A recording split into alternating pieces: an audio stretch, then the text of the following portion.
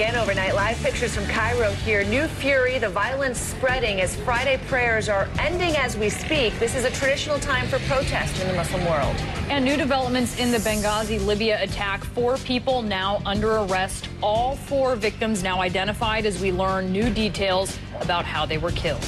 Good morning, everyone. Welcome to Early Start. I'm Christine Romans for you this morning. And I'm Brianna Keeler. John Berman and Zoraida Samblin are off this morning, and this is a very big news day, 6 a.m. in the East. Let's get started. Great to have you this morning, Brianna. Okay, new this morning, more protests erupting in more countries overnight as what began as outrage over an anti-Muslim movie made in the U.S.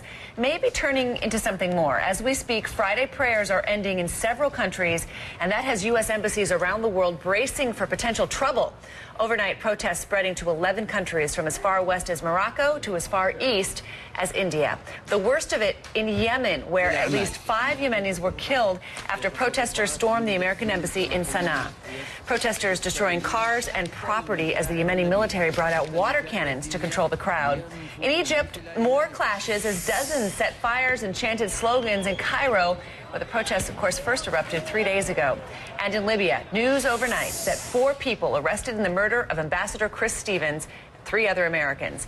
We now know the identities of the other 2 American victims in that attack, Glenn Doherty and Tyrone Woods, former Navy SEALs who were acting as security.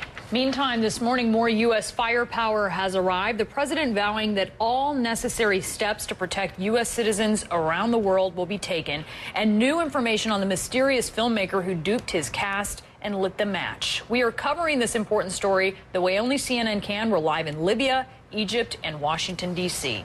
And we begin at the flashpoint for all the anti-American outrage. Libya, where 4 Americans were brutally killed earlier this week, and 4 people have now been arrested in connection with those murders. Let's go now to Tripoli. Jomana Karacha joining us live by the phone.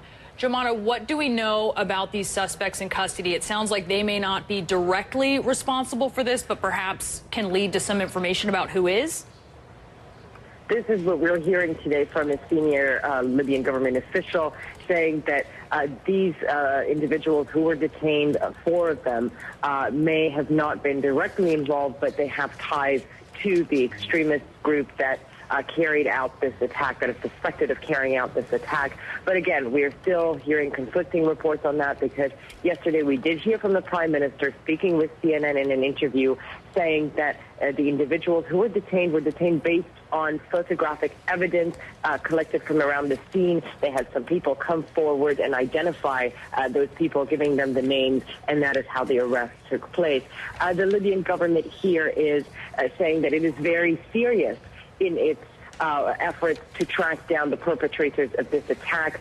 We heard yesterday the Prime Minister speaking with CNN Amanpour, and here's what he told Christiane Amanpour yesterday. Since the accident took place yesterday, this criminal act, we immediately started the investigation, trying to find out who are the ones who have committed this crime.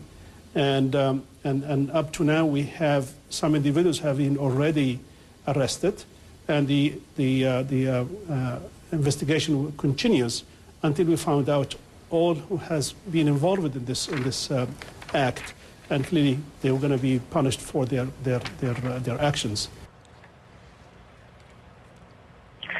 And according to our Arwa Damon, who is in Benghazi right now, the latest developments, this is a major development. We are hearing from senior Libyan officials, the head of the General National Congress, that is Libya's parliament, visiting the site of the attack today at the consulate, saying now that this was a pre-planned attack, they believe, to create maximum damage. It was a deliberate attempt by these groups to create a rift between Libya and the United States. And what do we know, Jomana, if much? I know we don't know a lot about it, but are we learning anything about why the Benghazi airport may be shut down? We are getting different reports on why that has happened. and it's not clear yet. But it's definitely clear that the airport was closed for security reasons. No specific reasons given yet, but we'll continue to look into that matter. All right, Jumana Karaja for us in Tripoli, keeping us up to date. Thanks for that. Meantime, the Obama administration is in full court press mode this morning. They're beefing up security at all of the posts in the Mideast and anywhere else that demonstrations may pop up. Foreign Affairs reporter Elise Labott is following this angle for us from Washington. And Elise, the concern here is really Friday prayers, which are wrapping up as we speak. If there's going to be some boil over, the thought is this is where it could happen. That's right, Brianna. For the last 48 hours since the attack in Libya, President Obama ordered all U.S. facilities around the world, but particularly in the Middle East and Muslim countries where Friday prayers could be a flashpoint, to review their security and make sure that before these Friday prayers and bracing for protest, that the U.S. diplomatic facilities have enough personnel, that they have enough equipment, that they have everything they need from their local host government to make sure those embassies are safe. But then the U.S. is also going out, fanning out across the globe to imams, to credible voices, to these local governments to say, listen, we've stood by you throughout this whole Arab Spring. You need to stand by us now and start speaking out against these type of violent protests, Brianna. So let me ask you about this. President Obama, he's offering this cautious, nuanced take on U.S.-Egypt relations. Let's listen to it. You know, I don't think that we would consider them an ally, but we don't consider them an enemy. They are a new government that is trying to find its way. They were democratically elected. I think that we are going to have to see how they respond to this incident. So break this down for us, Elise, because we heard him saying not an ally, not an enemy. And a lot of this is Diplo speak. If you're not someone who knows it fluently like you, it kind of doesn't make sense. So you're the translator. Explain it to us. Well, and President Obama, and speaking, and when you hear it around the world, you think, oh, Egypt isn't our ally. But he misspoke a little bit, because Egypt is considered, as you saw in the earlier hour, as spokesman of the State Department, Victoria Nuland, said, a major non-NATO ally. The U.S. has relations with countries. They don't have relations with governments. And you've seen in these things with Syria and with Libya and with all of these dictators that the U.S. helped get out, they said, listen, we're allies of this country. We're not allies of any particular government.